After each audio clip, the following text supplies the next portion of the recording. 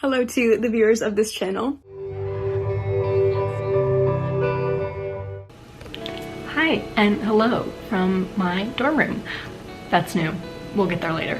Today, I am doing something a little different. My dear parasocial friend, Casey, aka musician riverbxnd, and I have decided to do a bit of a reading challenge. And we challenged each other to read 24 hours in a span of 7 days. But the catch was, I picked what Casey read, and Casey picked what I read. So we each sent each other pictures of our massive TBRs, and these are the books that Casey chose for me. Red, White, and Royal Blue, Fangirl, Stargazer, Girls to the Front, and Witness the Revolution. I did not get as much footage or b-roll as I would have liked because I was a little busy, trying to read. So you're gonna have to deal with me just popping in and explaining what was going on from time to time. Hope you enjoy. Hello. So I'm finally done with finals and it is 11:15 and I have almost 2 hours until I'm meeting another friend for coffee. So I'm going to go to the local park and I'm just gonna read.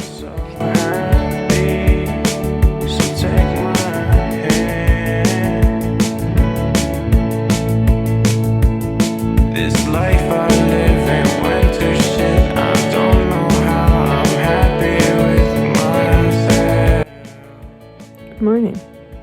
What time is it? I read 16 minutes yesterday, so I've got some catch up to do, but my aunt came over last night. Just chilling. I'm reading Fangirl right now. It's good so far. I don't know, I made it 35 pages in. Stay by me and stick around. Is that my voice in the background? Would you stay by me and stick around?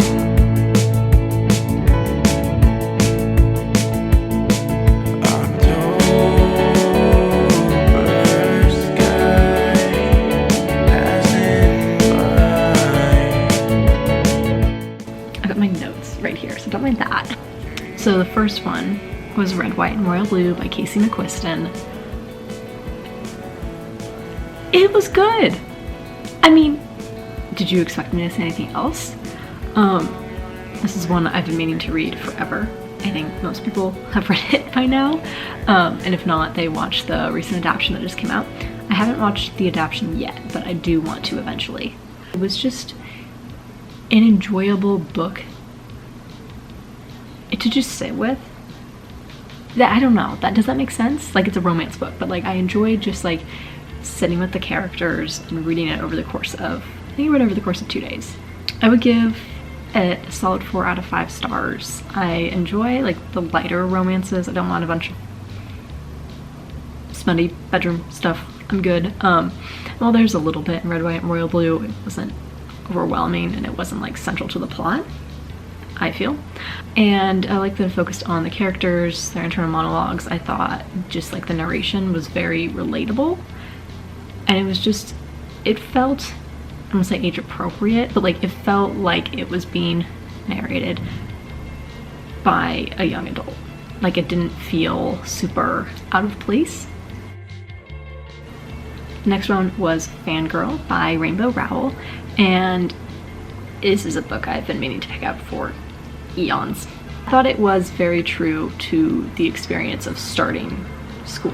I wondered how it would mirror my experience because I read this like a week and a half before I moved in to the dorm. I would give it like a 3 out of 5. I thought it was cute. I thought it was pretty well written.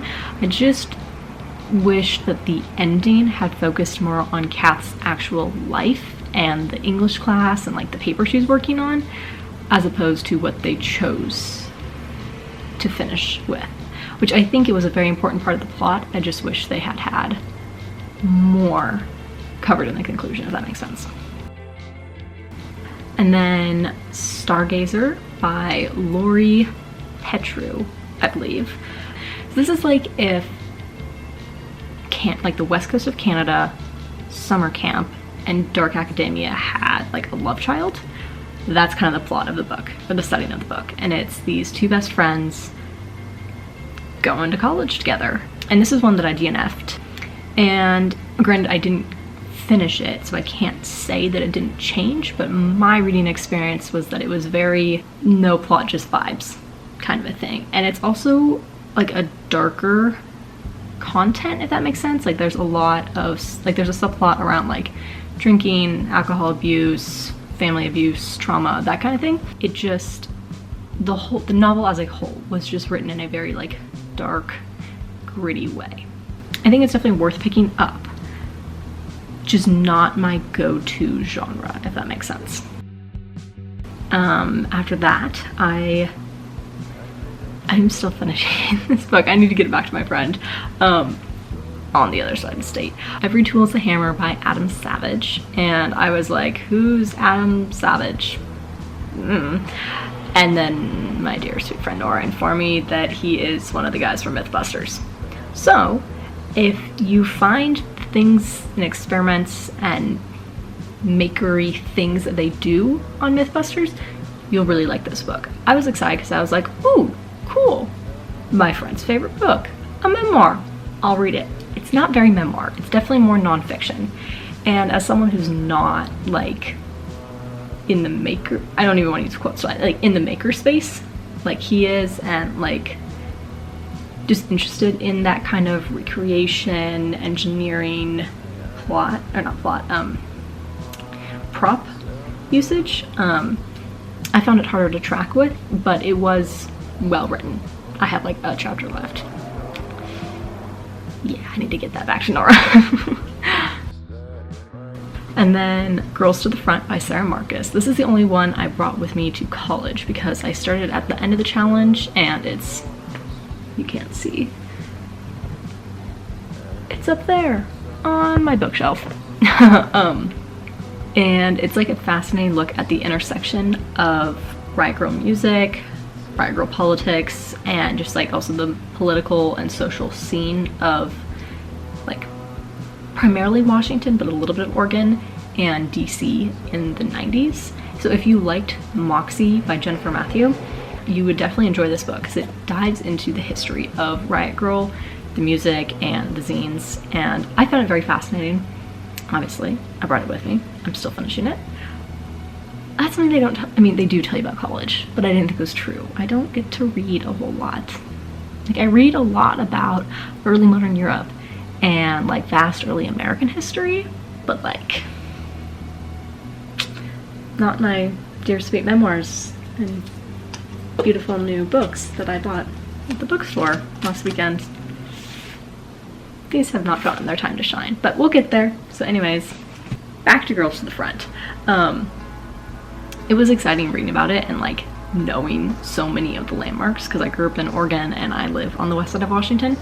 So placing, and like I know people who go to all of the colleges that are mentioned. They mention University of Oregon, Oregon State, and Evergreen. And then just being familiar with Seattle in general, my roommate was actually telling me about one of the locations in this book she lives near, and that was really fascinating to hear from her about. And then Witness to the Revolution by Clara Bingham is just so good.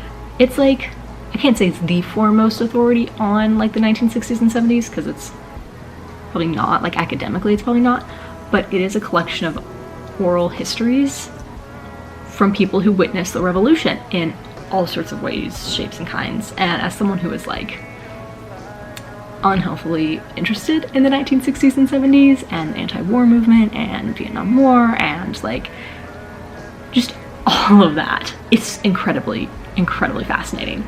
And it's a lot more accessible than I think a lot of the texts from and about that age. Like I have some books from the 60s and the 70s. Like I have some by Abby Hoffman and Jerry Rubin, and it's like those books are out of print, like, but Witness to the Revolution is a much more accessible and just widely available piece of work, chronicling so many first-person experiences, so I love it. I did not read the whole thing for this video because it is very dark and very heavy to read. Like, I think it's like 500 pages? I think it's like over 500 pages. It's a lot to read in a week. So I did not read all of it, but I have read large chunks of it at other times as well, and it's just so good. I recommend it. And then the last one, which was honestly a disappointment, was Planting Gardens and Graves Volume 2 by R.H. Sin. And I was annotating it for a friend, and I didn't finish annotating it in the week because it wasn't at the front of my to-do list, and honestly, I'm probably not gonna bother. Like, I used to really enjoy R.H. Sin, but this book at least was like overwhelmingly mid, and it was a little bit awkward at times because it's like the pep talk that a best friend gives when someone like gets out of a bad relationship, but it's coming from an older man in free verse poetry. And it's also like very straight, and the friend I was giving it to is queer, so it just didn't work too well. I don't dislike R.H. Sin in any way. I'm just not a fan of his work anymore, which I think is totally fair. Like, I've grown up. Yeah. So yeah, those are all the books that I read for this challenge. And like, I was not keeping track of exactly how much time I spent reading every single book, but I will put like a little table with all of the times from each day in there. But all in all, I did read 23.3 hours, and I have the breakdown. Yeah, there. And yeah, so this was a really lovely challenge to do with my dear parasocial friend Casey, and I'm gonna do that weird thing that people on screens do, where I tell you that I have linked all of their channels, because they have 2 channels, their music content, their social medias, all this stuff, all of Casey's stuff will be in the description, and I'll have their video linked as well. And this is just a joy, so thank you for watching. Yeah, thanks. Outro. And not everything's about me, man. I'll be the protagonist of this story because I'm telling it. There's 1,000 viewpoints available. Okay, well, Y'all shouldn't have told me to talk. Y'all did this.